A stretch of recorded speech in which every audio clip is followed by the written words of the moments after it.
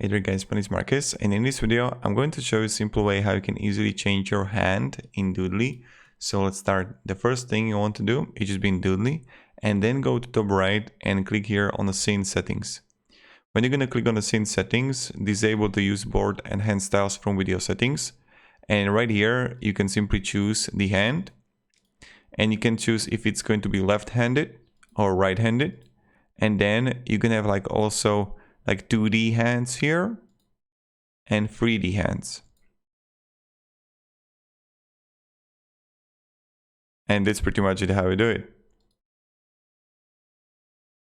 So, or you can have like no hand at all. If you're gonna have any questions, guys, ask me down in the comments.